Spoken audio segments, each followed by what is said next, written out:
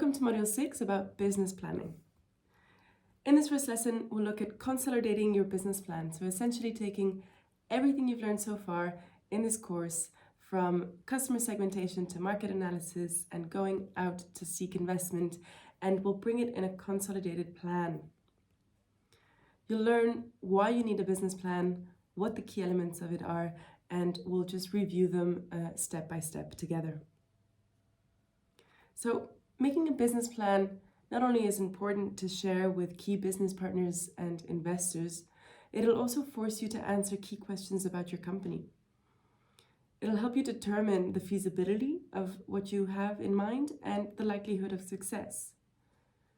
It's essential for every company to do this and to not skip any steps. It'll give you a roadmap that you can follow as you grow, and it'll help you also attract investment. Here are the main elements. We'll go through them one by one in the next slides. So start with an executive summary. This is a very important step because often people will read only this and decide based on that whether it's worth going any further. So make sure it's clear what your business does, what problem you're trying to solve, why you'll be successful, so why are you different or unique from what's out there, and what you're needing, what are you seeking to grow. Include some success factors, so what is it about your company that makes you uniquely qualified to succeed, and what are the milestones that you have achieved already to demonstrate your success. Then you'll include a company overview. Your company overview is a profile about your company, who you are, where you're from, what your vision and mission is. Don't underestimate this part because it's important for your company to know who they are, what your goal is, and it'll guide a lot of decisions that come down the road. Also include what are your past accomplishments, what have you already achieved.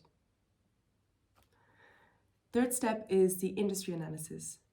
Here you'll include all the market analysis that you've done, looking at who you're competing, how big your market size is the size big enough, is there space for you to enter, what are the trends affecting the market, and what qualifications do you have to succeed in this market.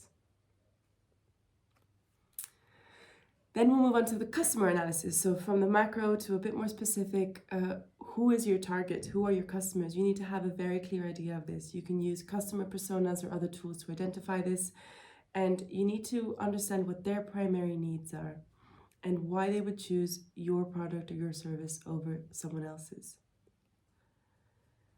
Then you have competitive analysis, where you look at who your competitors are, how will your company better serve your customers' needs than them, and how else can you beat your competition. Here you can think of a SWOT analysis, so strengths, weaknesses, opportunities, and threats in the market. We'll follow with a marketing plan. In the marketing plan, you describe a bit more in depth what your products or services are, and you create a strategy to position your product or service in the market. Think how you plan to promote your product or your service. What price will it be? How will it be distributed? Will there be promotions? And are you having direct contact with your customer or not? We'll follow with an operations plan. This is important to show the feasibility of what you're doing. So what are the key operational processes involved that your organization needs to accomplish on a daily basis to achieve these results? It's where we get down to the actual execution of the big plan. How are you going to build, deliver, and measure how your product is doing? Include some milestones on what you want to accomplish over the next 1 to 3 years. It's okay if they're not extremely precise. You just need to show that you have an idea of where you're going, that you've given it some thought. Include a part on the team. We'll see later on that the team is an extremely important part of your business because it's in the end, it's the people who do the work.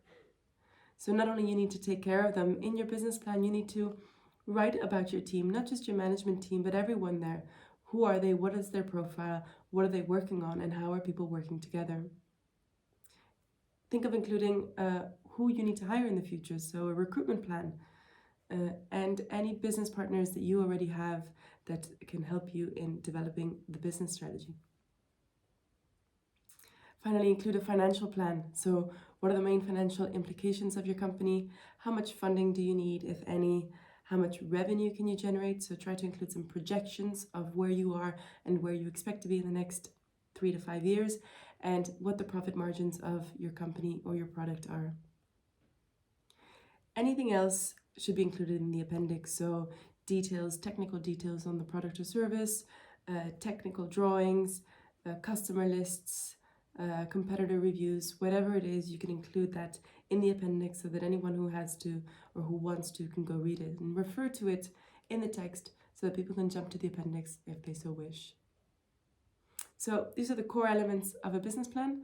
Don't skip a step and make sure that you take your time to do this, because it'll help you get things straight from the start and save you a lot of headaches down the road. Also, your business plan is a document from which you can then start creating customized pitches, documents, or presentations that you may need to talk to partners or investors.